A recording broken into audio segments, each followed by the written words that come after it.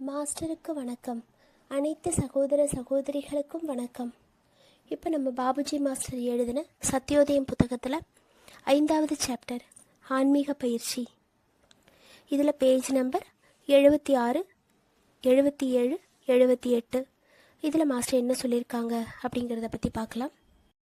எது உண்மையான ஆன்மீக பயிற்சி, எதெல்லாம் சரியான ஆன்மீக பயிற்சி இல்லை அப்படிங்கிறத பற்றி மாஸ்டர் சொல்லிட்டு வராங்க. சில போதகர்கள் பயிற்சி கொடுக்கும்போது, இந்த ஆன்மீக பயிற்சி கொடுக்கும்போது அவங்களுடைய சங்கல்ப சக்தியால் தாங்கிட்ட பயிற்சி பெற வர்றவங்க மனதில் அவங்களுடைய அந்த மனதினுடைய செயல்பாட்டை நிறுத்தி கொஞ்ச நேரத்துக்கு தற்காலிகமாக ஒரு உணர்ச்சியற்ற நிலையை அவங்க உருவாக்குறாங்க. அதாவது அவங்களுடைய மூளையினுடைய இயக்கத்தை நிறுத்தி வைக்கிறாங்க, அவங்களுடைய சங்கல்ப சக்தியை பயன்படுத்தி. இதை மாஸ்டர் கவனிச்சிருக்கேன் நிறைய பேர்கிட்ட அப்படின்னு சொல்கிறாரு.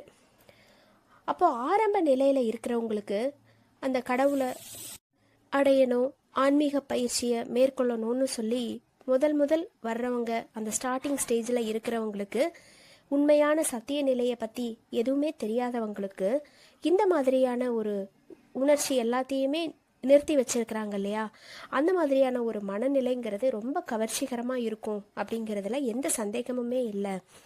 அப்போ இந்த மாதிரி ஒரு அசாதாரணமான சக்தியை வெளிக்காட்டுறதுங்கிறது சீடனுடைய மனதில் ஆழமாக பதியுது. அது அவங்களுக்கு ஒரு மிராக்கலாக இருக்குது அப்படின்றாங்க. அப்போது இந்த மாதிரி செய்யும்போது அதிகமான எண்ணிக்கையில் சீடர்களை அவங்க கவர்ந்து அவங்க தன்னுடைய பெருமையை நிலைநாட்டுறதுக்காக அவங்க இந்த மாதிரியான கண்கெட்டு வித்தையை செய்கிறாங்க அப்படிங்கிறது மாஸ்டர் என்னுடைய எண்ணம் அப்படின்னு சொல்கிறாரு. அப்போ அந்த ஆன்மீக போதகர்கள் தன்னுடைய பெருமையை நிலைநாட்டணும் அப்படிங்கிற அந்த சுய முக்கியத்துவத்தை ஒரு நோக்கமாக எடுத்துக்கிட்டு தன்னுடைய சக்தியை தவறான முறையில் பயன்படுத்துகிறாங்க. இது ஒரு முறைகேடான செயல். அது மட்டும் இல்லாமல் இது ஒரு தவறான பயிற்சி அப்படிங்கிறதுனால அந்த பயிற்சியாளனுடைய, அந்த சாதகனுடைய ஆன்மீக முன்னேற்றத்திற்கே இது ஒரு கெடுதலை விளைவிக்கக்கூடிய ஒரு செயல்முறையாக இருக்குது. அப்போ இந்த மாதிரி ஒரு உணர்ச்சியற்ற ஒரு மனநிலை கொஞ்ச நேரத்துக்கு அவங்களுக்கு வரும்போது அப்போ அதை அடக்கி வைக்கிற மாதிரி தான் அது எல்லாமே. இப்போ எண்ணங்கள் அப்படிங்கிறது எல்லா நேரங்கள்லையும் அது வரதான் செய்யும். அப்போ அந்த எண்ணங்களை கொஞ்ச நேரத்துக்கு அவங்க அடக்கி வைக்கும்போது, தற்காலிகமாக நிறுத்தி வைக்கப்படும் போது அந்த கொஞ்ச நேரம் கழிச்சு அதை ரிலீஸ் பண்ணி விடுறாங்க இல்லையா, அப்போ அந்த எண்ணங்கள் அதிக சக்தியோடு அது வெளிவந்து அவங்களையே அது முழுமையாக பாதிக்குது அப்படின்னு சொல்கிறாங்க. இப்போ உதாரணத்துக்கு ஒரு குக்கரில் விசில் போடும்போது அந்த ஸ்டீம் வெளியில் வரதான் வேணும்.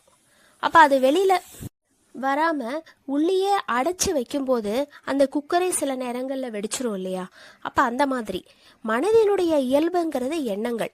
அப்போ அந்த எண்ணங்களை ஒருத்தங்க நிறுத்தி வைக்கும்போது அது சிறிது நேரம் கழித்து அது வெளியில் வருது அப்படின்னா அது அதிகமான சக்தியோடு தான் வெளிவந்து முழுவதுமாக அந்த பயிற்சியாளரையே பாதிக்குது. இந்த முறை அப்படிங்கிறது அவங்களுடைய உள்ளத்தில் ஒரு கனமான தன்மையையும் மந்தத்தன்மையையும் உருவாக்குது. இப்போ நீண்ட நாளைக்கு இதே மாதிரி பயிற்சி அவங்க பண்ணிக்கிட்டே இருந்தாங்க அப்படின்னா அவங்களுக்குள்ளே இருக்கிற அந்த பகுத்தறியக்கூடிய ஒரு திறனை அவங்க இழக்கிறாங்க. அதாவது ஒரு குறிப்பிட்ட ஒரு மனநிலைக்கு அவங்க அடிக்ட் ஆகிடுறாங்க. இந்த மாதிரி அடிக்ட் ஆகும்போது அந்த பயிற்சியாளனுடைய மெய்மை உணரக்கூடிய சக்திங்கிறதும் மழுங்கி விடுது அப்படின்றாங்க. அப்போ தொடர்ந்து காலக்கிரமத்தில் அவன் முழுவதுமாக சீரழிந்து உண்மையான ஆன்மீக பயிற்சிக்கு தகுதி அற்றவனாகிறான் அப்படின்னு சொல்கிறாரு.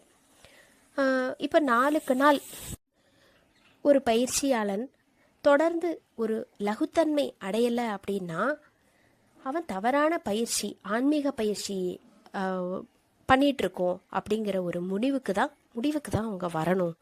அதாவது சரியான ஆன்மீக பயிற்சிங்கிறது அந்த பயிற்சியின் மூலமாக அந்த பயிற்சியாளனுக்கு ஒரு லகுத்தன்மையும் சமநிலையும் ஏற்படணும். அப்படி ஏற்படலை அப்படின்னா அது தவறான ஆன்மீக பயிற்சி அப்படின்னு சொல்கிறாங்க. மனதிலும் உணர்விலும் லகுத்தன்மை தொடர்ந்து வளர்ந்துக்கிட்டே இருக்கிறது தான் ஆன்மீக முன்னேற்றத்தை குறிக்கக்கூடிய நம்பகமான பரிசோதனை. அப்போ அந்த ஒரு லைட் ஃபீல் அப்படிங்கிறது ஆன்மீக பயிற்சியில் நமக்கு இருக்கணும். அதுதான் சரியான ஆன்மீக பயிற்சி அப்படிங்கிறத மாஸ்டர் சொல்கிறாங்க. ஆன்மீக பயிற்சி அப்படிங்கிறது ஐம்புலன்கள், மனம், புத்தி இது எல்லாத்தையுமே சமநிலைக்கு கொண்டு வந்து நமக்குள்ளே இருக்கிற அந்த இறையினுடைய தத்துவத்தை நமக்கு உணர செஞ்சு நம்மளை உள்நோக்கி கொண்டு போகக்கூடிய ஒரு உந்து சக்தியை நமக்கு கொடுத்து ஆன்மாவை உணர வைக்குது. அதாவது பலவற்றிலிருந்து ஒன்றிற்கு கொண்டு வருது. அந்த உலகாதாய விஷயங்கள்லேருந்து நம்மளை உள்நோக்கி போக வைக்குது. ஒரு ஸ்தூலமான தன்மையிலிருந்து சூட்சுமமான தன்மைக்கு நம்மளை முன்னேற செய்யுது. இதை எல்லாத்தையும் கொடுக்கக்கூடியது தான் உண்மையான ஆன்மீக பயிற்சி அப்படிங்கிறத சொல்கிறாங்க. அதாவது நம்மளுடைய மனதை ஒழுங்குபடுத்தி சீர்படுத்துது. புலன்கள்லையும் நம்மளுடைய செயல்கள்லையும் ஒரு மிதத்தன்மையை கொண்டு வர்றதோட மட்டுமல்லாமல் நமக்கு ஒரு உற்சாகத்தையும் லகுத்தன்மையையும் கொடுக்குது. அதுக்கப்புறம் நம்மளுடைய மனதில் ஒரு அமைதியும் சாந்தமும் நமக்கு ஏற்படுது. இதையெல்லாம் நமக்கு கிடைக்கும் போது நம்மளுடைய ஆன்மீக நிலைங்கிறது, அந்த உயர்ந்த நிலைங்கிறது சாத்தியமாகுது அப்படிங்கிறத சொல்கிறாங்க. அப்போ இதுக்காக பிராணாகுதி சக்தியை கையாளக்கூடிய ஒரு திறமையுள்ள மேன்மையான ஒரு குருநாதருங்கிறவர் கண்டிப்பாக தேவைப்படுற ஒருத்தராகிறாரு. அவர்கிட்ட நாம் நம்பிக்கையோடையும் முழு ஸ்ரத்தையோடையும் நாம் சரணடையணும். அப்போ சரணடையும் போது அவர் நமக்கு சரியான வழிகாட்டுதலை கொடுக்குறாரு அப்படிங்கிற ஒரு பற்றுறுதி நமக்குள்ளே உருவாகுது.